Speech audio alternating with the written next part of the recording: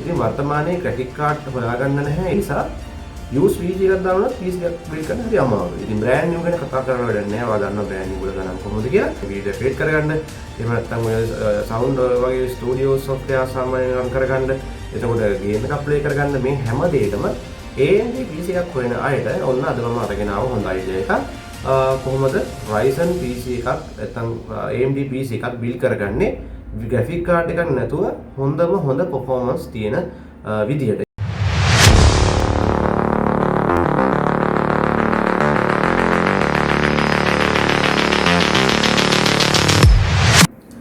සුබ දවසක් කියලා පිළිගන්න ඕන හැමෝම ගොඩක් ආදරෙන් SLPCLK YouTube channel එකට.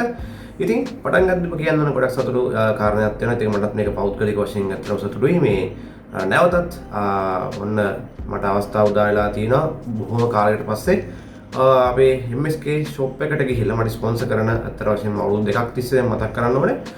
ඒගොල්ලෝගේ shop එකට ගිහිල්ලා නැවතත් වීඩියෝ කරන්න chance එක ඔන්න මට ලැබිලා තිනවා. ඉතින් ලැබිලා තිනවා කියන්නේ මේ දවස්වල හරි ප්‍රශ්නත් එක්ක ෂෙඩියුල් එකක් කරගන්න බෑ. ගිහිල්ලා වීඩියෝස් කරන්නේ කොහොමද? ඒකෙන් දවසට පැය 3කට එහා කරන්ට් එක කැපෙනවා. එතනින් එහාට ගියාම ප්‍රවාහන ප්‍රශ්න තියෙනවා. ඉතින් ඔය වගේ ප්‍රශ්නත් එක්ක හරිම අමාරු වුණා පහුගිය කාලේ. ඉතින් ෂොප් එකෙන් එන්න කියනවා යන්න විදියක් නැහැ. ඉතින් සමහරලාට ඒගොල්ලන්ට ඉලෙක්ට්‍රිසිටි ප්‍රශ්නත් එක්ක සමහරට දවස් ගණන් කඩේ වහන්න වෙනවා. ඉතින් ඔය වගේ ප්‍රශ්න ගොඩාක් තිබුණා. ඉතින් දැන් පොඩ්ඩ මේවා හැම එකම හරියයි කියලා හිතමු. ඉතින් කොහොම හරි ඔයාලට මේ හදන ideas දැන් ගොඩක් දැන් මේ මාස කීපය පුරාම මම ඔයගොල්ලන්ට දුන්නේ PC builds හදන්න ideas විතරයි. ඉතින් මේ ideas practically ඔයාලට කරලාම පෙන්නන්න පුළුවන්. ඒ කියන්නේ PC එකක් practically build කරලා කොහොමද මේක වැඩ කරන්නේ, ඒක software run කරන්නේ කොහොමද, performance match වෙනවද, මේ හැමදේම නැවතත් පහුගිය කාලේ වගේම ඔන්න තව සති දෙක තුනකින් ඔයාලට දෙන්න පුළුවන් වේවි. ඉතින් use VGS ගොඩකුත් ඔන්න ඉස්සරහට shop එකට එනවා කියලා ආරංචියක් ආවා. ලංකාවටත් එනවා කියලා ආරංචියක් ආවා. අපි ඉතින් බලමු මොන වගේ වෙයිද කියලා. ඉතින් AMD PC වලට කියන්නේ AMD CPUs වලට ගොඩක් AMD CPU එකක් දාලා PC එකක් build කරන්න ගොඩක් අය කැමතියි. Intel වලට සාපේක්ෂව. ඉතින් ඒ වගේ අයටත් අනිවාර්යයෙන්ම PC builds ගොඩක් මම අරගෙන එනවා ඉස්සරහටත් දැන් වගේම. ඉතින් AMD වලින් බජට් PC එකක් කරන්න මේ දවස්වල නම් ඇත්තටම කොහොමද ලේසි. මොකද දැන් Ryzen processors ගත්තොත් එහෙම ඔයාලා දන්නවනේ G processors මම දැන් ඔය නමුතින් කියන්න ඕනේ මොකද්ද මේ G rate එකෙන් කියන්නේ කියලා. ඉතින් වර්තමානයේ graphic card හොයාගන්න නැහැ. ඒ වගේම used graphic card සාමාන්‍යයෙන් ඔය GTX 660 960 2GB වගේ range එකේ ඒවා අපිට ගත්තොත් 1063GB 1054GB වගේ ඒවා මිල ගොඩක් වැඩි. ඉතින් ඒ නිසා used PC එකක් දානොත් PC එකක් build කරන්න හරි අමාරුයි. ඉතින් brand new ගැන කතා කරන්න වැඩක් නැහැ. ඔයාලා දන්නවා brand new වල ගණන් කොහොමද කියලා. ඉතින් ඒ නිසා ඔය video editing පැත්තට entry level එකේ ඉන්න අය සාමාන්‍ය normal video එක edit කරගන්න අය අපි ගත්තොත් එහෙම දැන් ඔය මම උනත් මගේ PC එකේ දැන් මේ ඔයාලා දැන් අරඹන මේ video edit කරන්න Adobe Premiere හරහා. ඉතින් මේ හදන PC build එකෙන් මේ වගේ edit එකක් කරගන්න කොහොම simple. ඉතින් අන්න ඒ වගේ සරල task කිහිපයකට අවධානයෙන් ඉන්න අය අපි ගත්තොත් එහෙම video edit කරගන්න. එහෙම නැත්නම් ඔය sound වගේ studio software සාමාන්‍යයෙන් run කරගන්න. එතකොට game එකක් play කරගන්න මේ හැම දෙයකම AMD PC එකක් හොයන අයට ඔන්න අද මම අරගෙන ආව හොඳ idea එකක්. කොහොමද Ryzen PC එකක් නැත්නම් AMD PC එකක් build කරගන්නේ graphic card එකක් නැතුව හොඳ performance තියෙන විදියට. ඉතින් මේවා මම අර කලින් කිව්වා වගේ practically අපි කරමු ඉස්සරහට. දැනට ideas විතරක් ඔයාලට මම බෙදා ගන්නවා. මේ ideas කියන ඒවාත් ගොඩාක් වටිනවා කියලා මම දන්නවා ඔයාට. ඉතින් දැන් තියෙන ඊළඟ කතන්දරය තමයි ගොඩක් අය අහන දෙයක් තමයි මේ ලක්ෂ 2ක් වගේ රේන්ජ් එකකට PC එකක් බිල් කරන්න බැයිද? ඉතින් දැන් ඇත්තටම කිව්වොත් එහෙම අවම වශයෙන් 4GB හොඳ graphic card එකක් දාලා PC එකක් බිල් කරොත් එහෙම ලක්ෂ 2.5මාර පයින්නවා. ඉතින් ඒ නිසා අපි මම හිතුවා Ryzen 5 processor එකක් සාමාන්‍ය Ryzen 5 5600G processor එක use කරලා PC build එකක් හදන්න. නැත්නම් idea එකක් දෙන්න. මොකද මේක ඇත්තටම කිව්වොත් එහෙම මේකේ processor එක අතින් ගත්තත් ගොඩක් හොඳ powerful processor එකක්. මොකද core 6ක් තියෙන thread 12ක් තියෙන processor එකක්. ඒවා ඊටත් වඩා VG එකක් අතින් ගත්තත් සාමාන්‍ය normal 2GB VG එකක් තරමටම GTX 2GB VG එකක් තරමටම හොඳ graphic performance එකක් ගන්න පුළුවන් හොඳ processor එකක්. ඒ වගේම budget එකටත් shape වෙන අර කිව්ව ගාන ඇතුලේ තියාගන්න පුළුවන් බජට් එකකට PC එකක් හොඳ PC එකක් හදාගන්න පුළුවන් වෙන PC එකක් නිර්මාණය කරන්න තමයි මම අද මෙතන මේ idea එක ඔයාලට දෙන්න යන්නේ. ඉතින් Ryzen G ප්‍රොසෙසරයක් එක්ක PC build එකක් කරන ගොඩක් අය අහන ප්‍රශ්නයක් තියෙනවා මේකට පස්සේ VGA set කරන්න පුළුවන්ද? ඔව් එහෙම කිසිම ප්‍රශ්නයක් නැහැ. ඔයා පස්සේ මේකට VGA set කරාම මේ onboard graphic එක auto disconnect වෙලා යනවා. ඒක disable වෙනවා. එතකොට ඔයා වැඩ කරන්නේ VGA එකෙන්. හදිස්සි හරි මොකක් හරි ප්‍රශ්නයක් කියලා VGA ප්‍රශ්නයක් කියලා VGA එක warranty මාරු කරන්න යන්න දෙන්න වුණොත් එහෙම ඔයාට ඒත් ප්‍රශ්නයක් නැහැ. එතකොට ඒ කාල සීමාවේදී අර onboard graphic වලින් නැත්තම් Ryzen Vega graphics වලින් හොඳ performance එකක් ගන්න පුළුවන්. game ටික play කරගන්නත් පුළුවන්. වැඩක් කරගන්නත් පුළුවන්. නැත්නම් අපි සාමාන්‍යයෙන් ගත්තොත් එහෙම දැන් මම උනත් පාවිච්චි කරන Intel 10 Gen එක වේවා මේ වගේ ඇත්තටම ගොත් එහෙම onboard graphics වලින් ලොකු වැඩක් කරගන්න බෑ. හරිද? බොහොම මදි මේකේ තියෙන graphical performance එක. ඉතින් හදිස්සි හරි VGA එක ප්‍රශ්නයක් ආවොත් එහෙම Intel එකක් use කරන ඒ වගේ කෙනෙක්ට VGA එක ආයි warranty මාරු කරලා එනකල් කිසිම වැඩක් කරගන්න වෙන්නේ නැහැ. නමුත් මෙතනදී එහෙම දෙයක් නැහැ. මෙතනදී ඔයා VGA එකක් use කරත් නැත්නම් කිසිම ප්‍රශ්නයක් නැහැ. ඔයාට යම් තාක් දුරක වැඩ ප්‍රමාණයක් onboard VGA එකෙන් කරගන්න පුළුවන්. අන්න ඒක තමයි මේ G processor වල තියෙන ලොකුම වාසිය. මොකද මේ graphical units graphical cores 7ක් මේ include වෙනවා. මීට වඩා එහා තියෙන හොඳ processor එක අපිට හම්බෙන Ryzen 7 එක. නමුත් Ryzen 7 එකට නොයා අපිට Ryzen 5 එකේදීම 5600G එකෙන් හොඳ වැඩක් ගන්න පුළුවන්. මට මෙතනදී වැදගත් වශයෙන් කියන්න පුළුවන් Premiere Pro After Effects වගේ software Photoshop නම් ගේමක් නෑ. එතනින් හරිය ගම Filmora වගේ වැඩ කරන අයට නම් ගොඩාක්ම හොඳයි. හොඳ performance එකක් එක්ක තමන්ගේ වැඩ ටික කරගන්න පුළුවන්. games උනත් මම මෑත කාලේ ආපු Far Cry 6 වෙනකල් වගේ කිසිම අවුලක් නැතුව play කරගන්න පුළුවන්. මොකද මේක 16GB RAM එක set වෙනවා කියලා කියන්නේ තවත් performance එක double කරගන්න පුළුවන්. ඉතින් අපි බලමු කොහොමද මේක build කරන්න කියලා. ඒ වගේම වීඩියෝ අවසානයේ මම දාන්නම් දැන් මේ වගේ PC එකක් හදනවා නම් game ගහන්න වගේ අරමුණකින් මොන වගේ games ද මේක හොඳට play කරන්න පුළුවන් කියලා මම videos වයිකුත් දාන්න. ඉතින් ඉස්සරහට අපි හම්බෙමු shop එකේ ගිහිල්ලා කරන videos වලින්. එතකොට ඔයාලට මීට වඩා දෙයක් දෙන්න මට පුළුවන් වේවි. ඉතින් තාමත් අපි subscribe කරලා නැත්නම් subscribe කරන්න, like එකක් දාගන්න, comment එකක් දාගෙන යන්න. ඉතින් මම හිතනවා මේකෙනුත් ඔයාලට හොඳ idea එකක් ගන්න පුළුවන් වෙන්නේ නැති කියලා. ඉතින් නැවතත් අපි interesting video එකෙන් හම්බෙමු. මම පෙන්නන්නම් කොහොමද මේ idea එක ක්‍රියාවට නංවන්න කෙනෙක්ට මේ ගාන අතේ තියෙනවා නම් කොහොමද මේ ගානේ මේ PC එක හදන්නේ කියලා සහ මේකට සපෝට් කරන ගේම් ලිස්ට් එකකුත් මම අන්තිමට. ඉතින් guys ඉතින් ඔන්න සුපුරුදු පරිදි අදත් අපි MSK web එකේ තමයි ඉන්නේ. ඉතින් නැවතත් වීඩියෝ එක මේ දෙවෙනි කොටස පටන් ගන්න කලින් මේ කියන්න තියෙනවා ඔයාලට මේ මාසේ නම් මට shop එකට ගිහිල්ලා වීඩියෝ කරන්න අවස්ථාව හම්බ වෙනවා.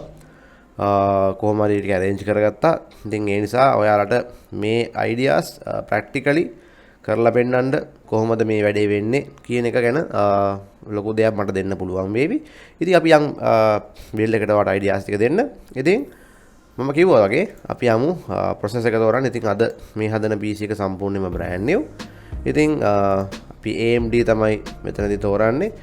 ඉතින් AMD අපි course 6ක processor එකක් තමයි මෙහෙදි තෝරගන්නේ. ඉතින් Ryzen 5 ඔයාලට පේනවා මෙතනදී normal 3600 තියෙනවා. ඉතින් 5600G එක ඒ වගේම 5600X එක තියෙනවා. ඉතින් මෙතන වෙලා තින්නේ මේ graphics include නොවෙන එක නැත්තම් මේක ගොඩක් හොඳ performance දෙන processor එකක්. ඉතින් ඊළඟට Ryzen 5 3500 තියෙනවා. මේකත් හොඳ option එකක්.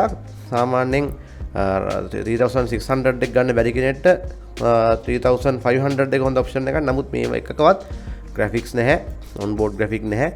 ඉතින් ඒ නිසා අපි G processor එක මෙතනදී තෝරගමු. ඉතින් මෙතනදී කියන්න ඕනේ සාමාන්‍යයෙන් මේ processor එක entry level එකේ processor එකක් සහ high level එකේ processor එකක් අතර මැද තියෙන processor එකක්. ඉතින් ගොඩක් හොඳයි මොකද course 6ක් තියෙන හින්දා මම කලින් කිව්වා වගේම thread 12ක් තියෙන හින්දා. ඉතින් අපි i5 11 gen එකක් ගත්තත් මේ performance තමයි සාමාන්‍යයෙන් තියෙන්නේ. ඉතින් වඩාත් විශේෂය තමයි graphical units 7ක් මෙතනදී අන්තර්ගත වීම. ඒ කියන්නේ GPU cores 7ක් තියෙනවා. ඉතින් මේක ඊට වඩා වටිනවා මිලෙන්. ඒ වගේම සාමාන්‍යයෙන් ගොඩාක් games මේක play කරන්න පුළුවන්. ඒ නිසා මේක මාරම වාසි. ඒකයි මේ වගේ මේවයේ මේ මිල එන්න වැඩි වෙන්නේ. මොකද VGA card ගණන් යද්දි මේවට තියෙන ඉල්ලුම් වැඩි වෙනකොට ටිකෙන් ටික මේවට තියෙන සැපයුම දෙන්න බැරි වෙනවා. ඒ කියන්නේ දැන් කස්ටමර්ලා 10 නම් වෙනදා ඉල්ලුවේ දැන් 100ක් ඉල්ලනවා. නමුත් තියෙන්නේ processors 20යි. අන්න එහෙම හිතන්නකෝ. ඒ නිසා ඒක ස්වභාවිකවම මේක ඉල්ලුම වැඩි වීමත් එක්ක ගණන් යනවා. මොකද පාරිභෝගිකයා ඉල්ලන ප්‍රමාණය සපයන්නත් බෑ. අලුතෙන් ඉම්පෝර්ට් කරන්නත් බෑ. ඒ වගේම ඉස්සර වගේ හිටු කියලා ඉම්පෝර්ට් කරන්නත් බෑ ඩොලර් ප්‍රශ්නේ හින්දා. තාමත් ඩොලර් ප්‍රශ්නේ ටිකක් හොල්මනක් වගේ ව්‍යාපාරික පස්සෙන් පන්නනවා. ඉතින් සමහර විට සමහර දේවල් ස්ටොක්ස් නැති වෙනවා. දැන් අපි ගත්තොත් Ryzen 5 3400 Ryzen 3 3200 ඔය වගේ ප්‍රොසෙසර් හොයා ගන්නවත් නැහැ. ඉතින් මේක අපි බිල්ඩ් එකට යොදනවා. ඉතින් ඕනම වීඩියෝ එඩිටර් කෙනෙක්ට සාමාන්‍යයෙන් ලොකු මහා පරිමාණ නෙමෙයි normal වැඩක් කරගන්න හොඳම choice එකක් විදිහට මේක හඳුනන්න පුළුවන්. ඉතින් motherboard එකක් තෝරනකොට ටිකක් motherboard වල ගණන් මේ දවස්වල ටිකක් අධික නිසා අපි basic board එකක් තමයි මේකට තෝරන්නේ. ඉතින් මම ඒ නිසා මේ 520 chipset එකේ එන motherboard එකක් තමයි මේකට තෝරන්නේ. සාමාන්‍යයෙන් Asus Prime A520 motherboard එක මේකට හරියටම හරියනවා හොඳ budget එකක්. ඉතින් MSI Asus දෙකම දිනනවා කැමති එකක් ඔයාගේ choice එක විදිහට යොදා ගන්න පුළුවන් තමන් කැමති එකක්. ඉතින් මම අවුලක් නැහැ. ඉතින් MSI කරනවා. ඉතින් Asus තෝරගත්තත් MSI තෝරගත්තත් මොකක් කරගත්තත් එකයි. එහෙම දෙකක් නෑ ඔය බ්‍රෑන්ඩ් දෙකම සිමිලර් යන්නේ. ඉතින් බෝඩ් එක දිහා අපි බැලුවොත් එහෙම මට පේනවා RAM දෙකක් යූස් කරන්න පුළුවන්. ඉතින් මෙතනදී සාමාන්‍ය බේසික් මදර්බෝඩ් එකක තියෙන ලක්ෂණ තමයි ඔයාලට බලා ගන්න පුළුවන්. මොකද අපි හදන්නේ normal build එකක් හින්දා. ඉතින් මේ processor එකේ සාමාන්‍යයෙන් cool එකක් තිබුණාට ටිකක් දැන් video editing වගේ වැඩකට යනකොට දැන් ඔයා Premiere Pro වගේ දෙයක් use කරනකොට ටිකක් මේක heat වෙන්න බලනවා. ඒ නිසා ප්‍රමාණවත් නැහැ. මට නම් මේකේ basic cool එක ප්‍රමාණවත් නැහැ මේ වගේ ටිකක් ලොකු වැඩක් කරනකොට. මොකද processor එකනේ දැන් සාමාන්‍යයෙන් ලොකුම බරේ එන්නේ. graphical unit එකක් දෙන්නේ processor එකෙන්. එතකොට processing power එකක් ගන්න processor එකෙන්. ඒ නිසා processor එකට වැඩ වැඩි හින්දා අපි එයා CPU cool එකක් මේකට දාමු. සමහර liquid coolers වලට වඩා මේ එයා coolers ගොඩක් cooling එක අතින් ගොඩක් හොඳයි සමහර අවස්ථාවන් වලදී. ඒ නිසා මෙතනදී මේ අපිට කොට තියෙනවා සාමාන්‍යයෙන් වර්ග දෙක තුනක cooling option. මෙතන Antec එක තියෙනවා, dark flash තියෙනවා, ඊළඟට Silverstone තියෙනවා. මේ dark flash එක මම use කරනවා මේකට dark flash L5 heat pipe RGB cool එක. මේක සාමාන්‍යයෙන් මේ මම use කරන්නේ dark flash. ඒ කියන්නේ liquid cool එකක් මම ගා තියෙන්නේ. ඒකත් මම use කරන්නේ dark flash brand එක. මේක ගොඩක් හොඳයි. මේ budget එක දිනුත් හොඳයි. සාමාන්‍යයෙන් වෙන වැඩේ හරියටම වෙනවා. ලස්සන වගේම කූලින් එක හරියටම තියෙනවා. රයිට්. මොකද මේක මේ වෙනවාද ඔයාලට heat pipe එක හරියටම manage කරන්න power එක temp එක manage කරන්න හරියටම හදලා තියෙන්නේ. අනික මාසයක වරුන් ටිකුත් තියෙනවා. ඒක add කරනවා අපි මෙතෙන්ට. ඉතින් ඊට පස්සේ අපි යම් මේකට RAM use වෙන්නේ කොහොමද කියලා බලන්න. ඉතින් DDR4 RAM තමයි මෙතනදී අපි use කරන්නේ කෙලින්ම 3200. මෙතන no product වලින් අපි DDR4 use කරලා බලමු මේ විදිහට. දැන් සර්ච් කරනකොටත් පොඩි අවුලක් තියෙනවා. අපි රිෆ්‍රෙෂ් කරලා බලමු. අපි දැන් පල්ලෙහාට ගමු. රයිට්. මේ තින් අර සමහර වෙලාවට වෙබ් එකේ සර්ච් කරනකොට ඒ වගේ ටික් එකක් දාලාම සර්ච් කරන්න එපා. ඒ කියන්නේ ඒ සර්ච් වල අවුල් තියෙන්න පුළුවන්. ඒ නිසා ඔයා මේ විදිහට රිෆ්‍රෙෂ් කරලා ගන්න මේ විදිහට. ඉතින් Corsair Vengeance 8GB DDR4 3200. ඉස්සර මේ එක RAM එකක් රුපියල් 8500ක් විතර වගේ වුණේ. ඉස්සර කියන්නේ මේ ඊට මාස 8කට නම් මේකට කලින්. දැන් පේනවනේ තත්ත්වේ. ඉතින් මේකෙන් RAM දෙකක් අපි මේකට use කරමු අපේ build එකට. මොකද ටිකක් PC එකේ කරන වැඩ ප්‍රමාණයත් එක්ක graphic design ඒවටත් එක්ක නිසා අපිට මදි වෙනවා 8GB RAM. ඒ නිසා මම මේ 16GB use කරනවා. ඉතින් අපි එනවා මේකේ device වලට, කියන්නේ hard storage device වලට. මෙතනදී අනිවාර්යයෙන්ම ස්ටෝරේජ් ගැන ටිකක් වැඩිපුර හිතන්න වෙනවා. මොකද මේක හදන්නේ වීඩියෝ එඩිටින් වලටත් එක නිසා අනිවාර්යයෙන්ම මේ normal hard disk එකක් විතරක් මේකට use කරන්න එපා. ඒක තමයි මගේ පළවෙනිම මේ advice එක. අපි තෝරමු 1TB hard disk එකක් අපේ main hard disk එක විදියට. මෙතනදී